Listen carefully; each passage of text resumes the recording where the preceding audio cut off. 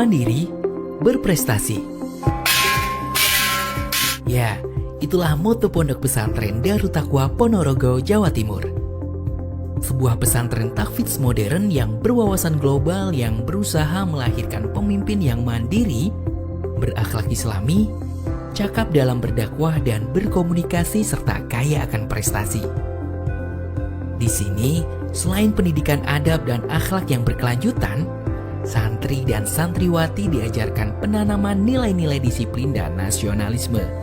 Budaya dan kultur pesantren terus dijaga dan dibangun sebagai bagian proses pembangunan karakter santri yang soleh dan cinta tanah air. Pesantren Darut Taqwa didirikan dan diasuh oleh Kiai Haji Samsudin LC, seorang tokoh kiai di Ponorogo yang merintis sebuah lembaga pendidikan Islam setelah beliau menyelesaikan pendidikannya di Universitas Ummul Qura, Saudi Arabia. Berawal dari kegiatan belajar ilmu agama untuk anak-anak desa, hingga saat ini berkembang menjadi sebuah pondok pesantren tahfidz modern. Pesantren yang berdiri sejak tahun 2010 ini memiliki 2 jenjang sekolah, yaitu SMP IT dan SMA IT.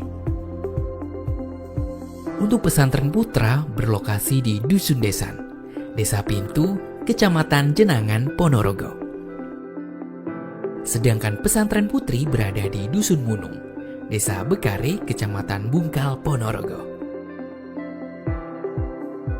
Kegiatan belajar mengajar di sini mengikuti kurikulum nasional, kurikulum JSIT, dan kurikulum khas Darut Taqwa. Di sini santri dituntut mampu memiliki kemampuan mempresentasikan dan mengkomunikasikan segala bidang ilmu yang sedang dipelajari.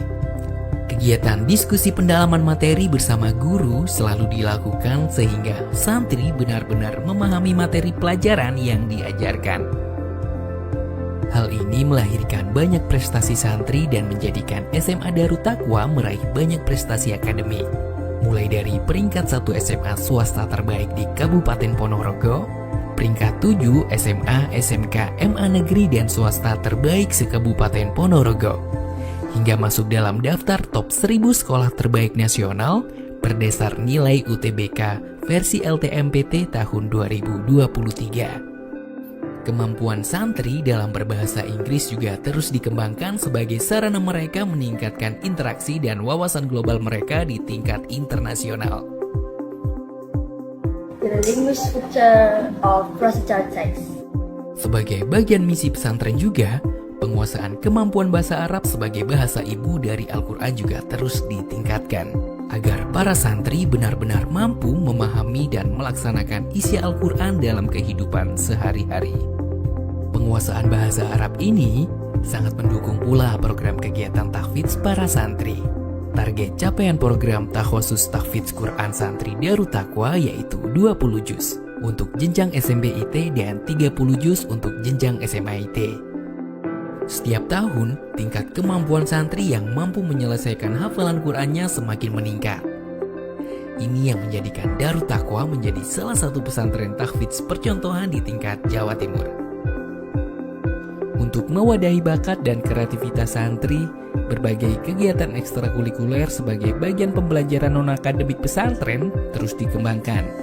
Mulai dari kegiatan bela diri taekwondo, jujitsu, pencak silat, kegiatan pramuka, olahraga futsal, olahraga voli, dan olahraga memanah, serta kegiatan seni membatik di Pondok Putri. Untuk kegiatan pramuka, pesantren Darut Taqwa memiliki program unggulan pramuka Garuda dan kursus mahir tingkat dasar atau KMD, serta kursus mahir tingkat lanjutan atau KML. Melalui kegiatan ekstrakurikuler, alhamdulillah, banyak sekali prestasi yang diraih para santri Darut Taqwa, baik di ajang kompetisi tingkat daerah maupun di tingkat nasional. Kegiatan insidental pesantren juga sering dilakukan di Darut Taqwa. Mulai kegiatan muaskar dan LDK yang melatih ketahanan fisik dan disiplin para santri, kegiatan rihlah tamasya liburan santri, kegiatan haflah dan pentas seni akbar sebagai wadah kreativitas santri, hingga kegiatan peringatan hari santri yang setiap tahunnya dilakukan. Lingkungan pondok yang tenang, asri, dan luas membuat santri merasa nyaman dan fokus dalam kegiatan belajar sehari-hari. Untuk mendukung kegiatan santri, pesantren Darut Taqwa memberikan banyak fasilitas dan sarana. Mulai dari fasilitas layanan DT Mart sebagai minimarket pesantren yang menyediakan kebutuhan sehari-hari para santri. Disediakan pula perpustakaan dan laboratorium komputer untuk mendukung proses pembelajaran santri. Untuk kegiatan makan sehari-hari, disediakan kantin pesantren yang menyediakan menu-menu secara terjadwal yang terjaga kebersihan dan kualitasnya. Pesantren Darut Taqwa juga menjadi bagian mitra pemerintah dalam kegiatan pembinaan ketakwaan masyarakat di Kota Ponorogo. Kegiatan dan komunikasi antar tokoh lembaga pemerintah dan pesantren juga menjadi agenda kegiatan utama di Darut Taqwa. Kehadiran tamu tokoh ulama nasional dan internasional juga semakin meningkatkan kualitas Darut Taqwa secara global. Melalui program unggulan bimbingan studi ke luar negeri, para santri alumni Darut Taqwa telah tersebar melanjutkan pendidikannya di kampus-kampus ternama hingga kampus Al-Azhar Mesir. Untuk memfasilitasi para santri yang akan melanjutkan studi ke luar negeri, Darut Taqwa telah menjalin MOU kerjasama dengan beberapa lembaga. Mulai dari MOU kerjasama dengan Lembaga Taiwan Center Indonesia untuk program kuliah ke Taiwan, MOU kerjasama dengan Break Education Indonesia untuk program kuliah vokasi ke Jerman, dan MOU kerjasama dengan Ma'had Darul Wasilah Kairo untuk mahasiswa yang ingin melanjutkan studi ke Mesir. Alhamdulillah, lebih dari 10 tahun pesantren Darut Taqwa tumbuh dan berkembang. Dengan segala usaha, kini Darut Taqwa menjadi salah satu pesantren terbaik yang unggul dan berprestasi secara akademik dan non-akademik dan menjadi referensi utama para orang tua untuk memondokkan putra-putrinya di pesantren berkualitas di Jawa Timur. Mari bergabung bersama keluarga besar Darut Taqwa Ponorogo untuk bersama-sama melahirkan banyak santri pemimpin Indonesia terbaik yang berbakti untuk negeri di masa yang akan datang. Bismillahirrahmanirrahim. Assalamualaikum warahmatullahi wabarakatuh. Kepada yang terhormat Bapak Ibu dosen penguji kinerja pada PPG Transformasi Pendidikan Agama Islam tahun 2025. Perkenalkan, nama saya Mas Darwini, mahasiswa PPG tahap 3 tahun 2025 di LPTK Institut Agama Islam Negeri Ponorogo dengan nomor induk mahasiswa 209250461. Pada hari ini, hari Kamis tanggal 9 Oktober tahun 2025, saya akan melaksanakan uji kinerja di SMP Islam Terpadu Darut Taqwa kelas 7 dengan materi memahami kandungan Al-Quran dan Sunnah sebagai pedoman hidup. Terima kasih dan selamat menyaksikan. Wassalamualaikum warahmatullahi wabarakatuh. Bismillahirrahmanirrahim. Assalamualaikum warahmatullahi wabarakatuh.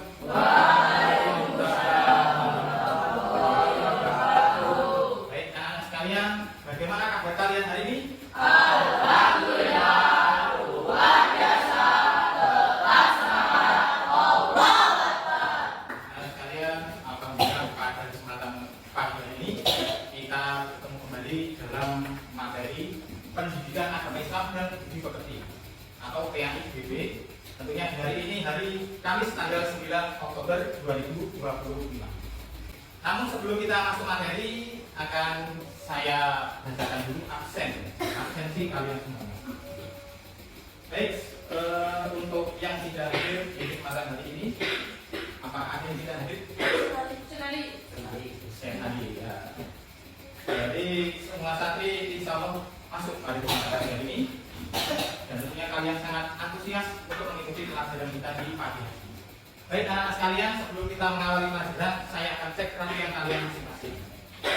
Sudahkah memakai seragam lengkap? Sudah. Lengkap, ya. Sesuai dengan atribut sekolah kita di SMP Darut Taqwa.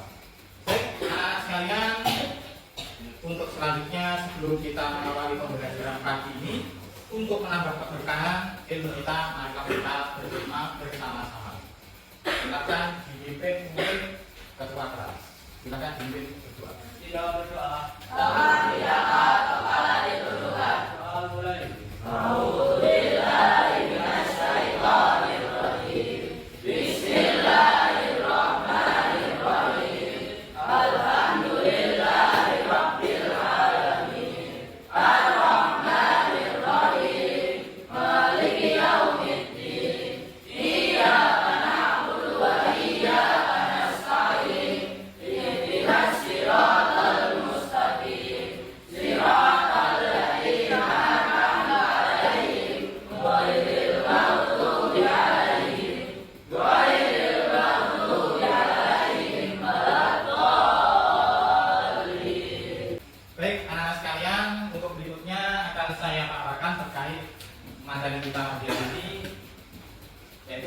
memahami Al-Quran dan Al-Hadis sebagai pedoman hidup.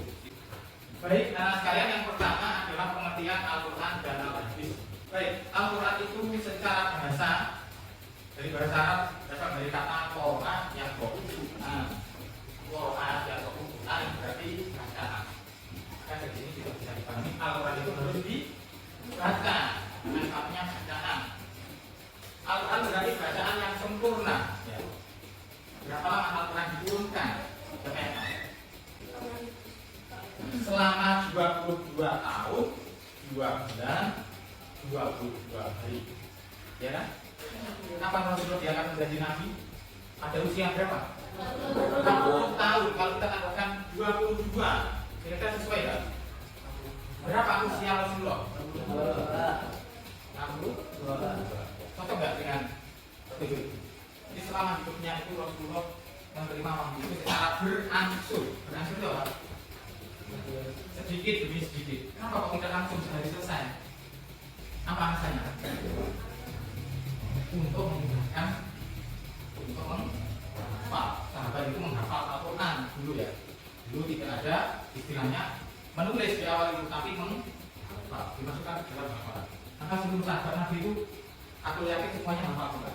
Sedangkan hadis, kalau tadi Quran itu adalah bacaan, kalau hadis adalah maknanya kabar, hadis, berita, ya berita atau sesuatu yang baru, atau cerita atau riwayat dari Nabi Muhammad SAW.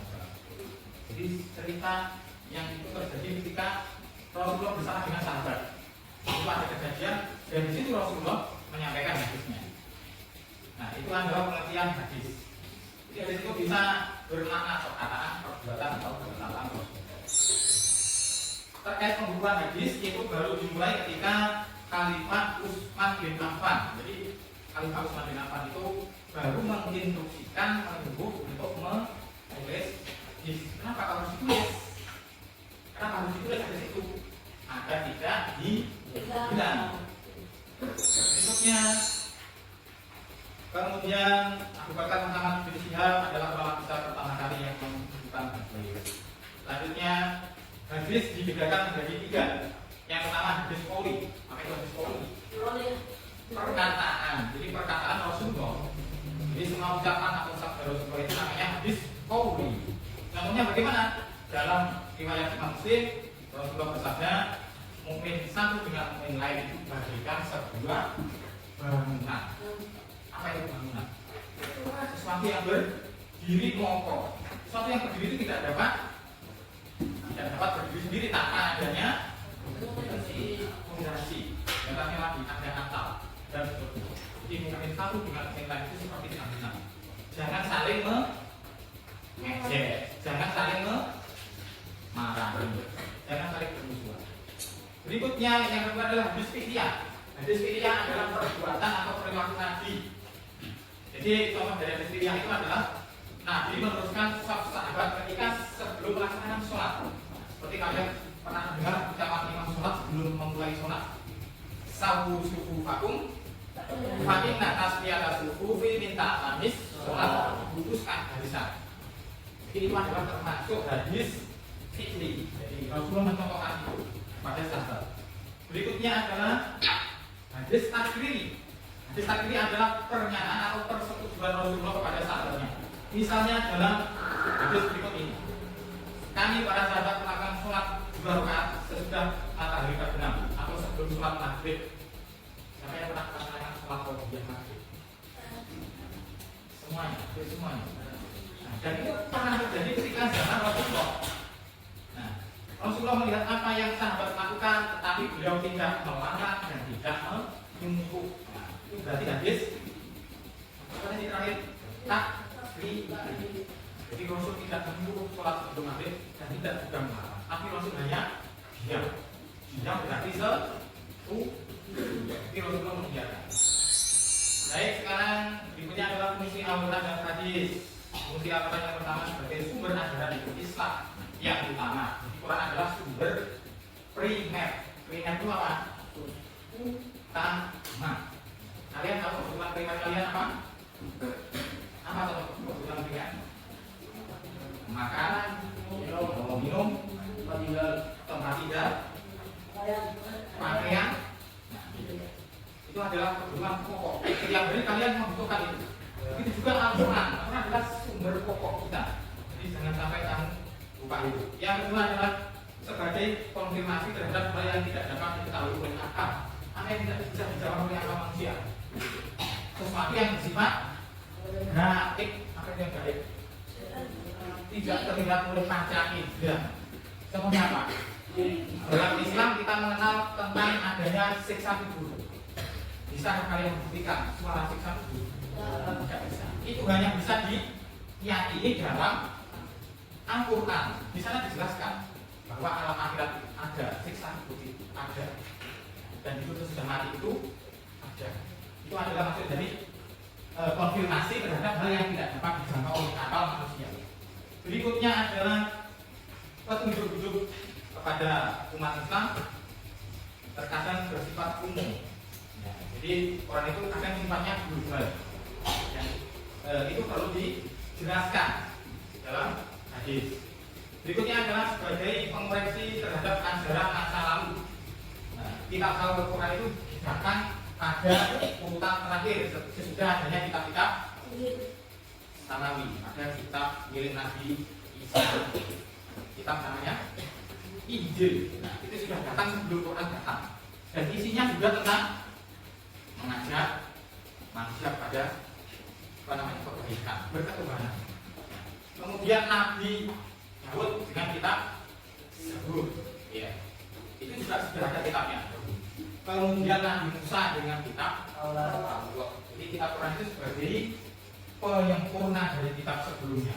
Kalau Quran sudah ada, maka jangan membahas kitab sebelumnya, karena yang sebelumnya itu perlu penyempurna.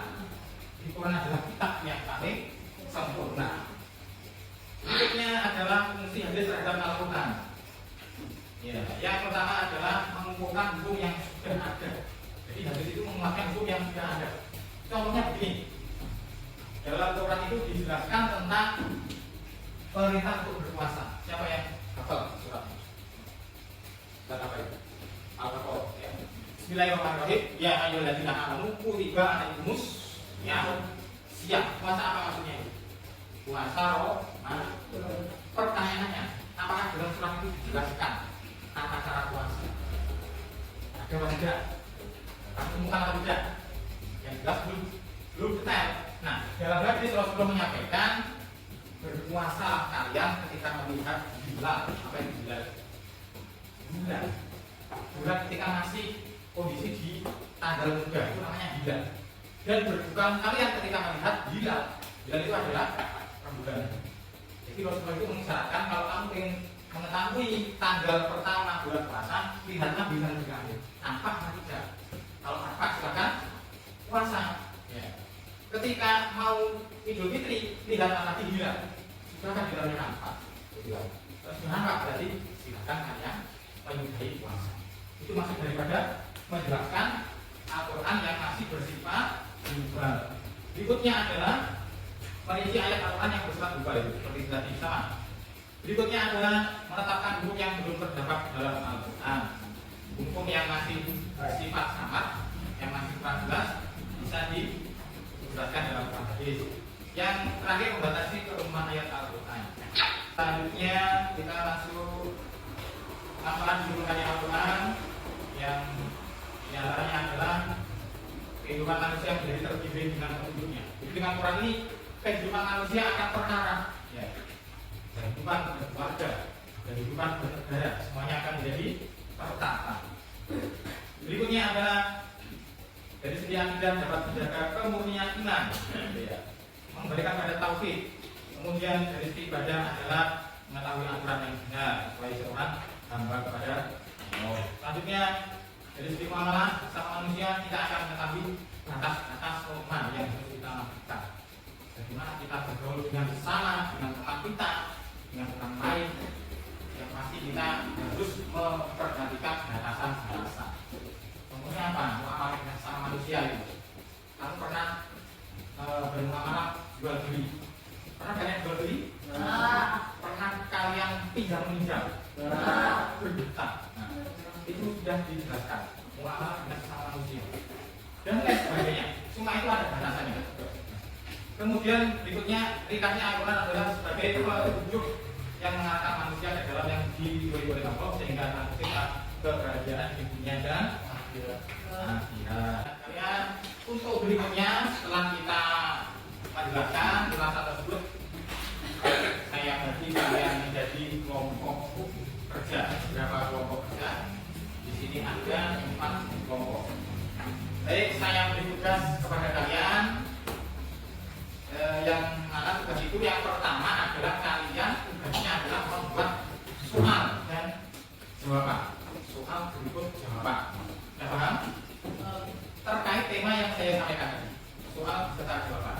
Yang kedua, setiap kelompok ini melakukan diskusi, masing-masing berdiskusi, ya, membahas tema tadi. Kemudian setelah kalian diskusi, kalian menyimpulkan hasil diskusi itu dan mengaitkan dengan kehidupan sehari-hari. Setelah selesai nanti kalian menyampaikan hasil presentasi perwakilan dari kelompok nanti ke depan. Bisa dipahami? Baik, silakan salam dan sampaikan dari kelompok berapa. Assalamualaikum warahmatullahi wabarakatuh. Perkenalkan, kami dari kelompok 2 akan membacakan contoh penerapan dalam kehidupan sehari-hari. Yang pertama, menaati aturan lalu lintas. taat terhadap peraturan lalu lintas. Untuk apa kita taat peraturan lalu lintas? Untuk keselamatan. Kemudian yang berikutnya, Membayar pajak dengan jujur, karena itu bagian dari tanggung jawab warga negara. ya, itu contoh dalam kehidupan sehari-hari. Taat membayar pajak. Berikutnya, Yang penting urusan rumah aturan berdoa tidak mendahului negara. ya, disiplin ya. Ketika sholat berjamaah. Berikutnya, Penyelesaian perselisihan keluarga dengan ya, jika kalian berselisih dalam keluarga, silakan diselesaikan secara musyawarah. Bisa diterima? Jawaban kelompok 2? Baik, terima kasih untuk kelompok 2. Kita beri tepuk tangan. Dari tema yang kita bahas pada pertemuan pagi hari ini, insya Allah sudah banyak hal yang kalian terima dan semoga bisa kalian amalkan atau praktekkan dalam kehidupan sehari-hari ini. Baik, untuk selanjutnya kita memberikan kesimpulan dari tema yaitu menelaah kandungan daripada Al-Quran dan Sunnah yang sebagai rujukan tadi sudah kita sampaikan dalam surat An-Nisa ayat 59 dan surat An-Nahl ayat 64 yang intinya adalah mari kita bersama-sama taat kepada Allah, taat kepada Al-Quran, karena Quran adalah sumber utama sebagai pedoman hidup umat muslim. Ya. Yang kedua, mari kita mengikuti sunnah Nabi atau yang kita sebut dengan kebajikan dari Rasulullah Shallallahu Alaihi Wasallam. Karena itu adalah sumber kedua yang melengkapi daripada Al-Quran. Yang ketiga, mari kita mentaati ulil amri atau pemerintah.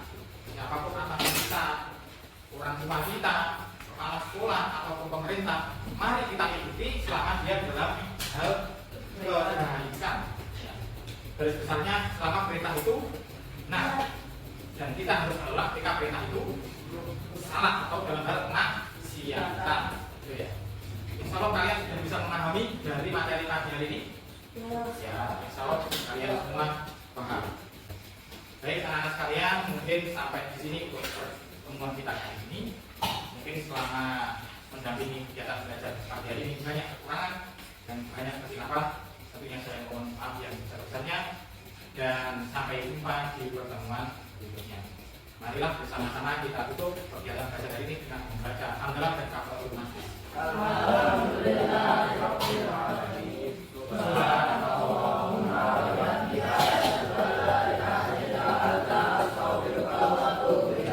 Baik, ada kurang lebihnya mohon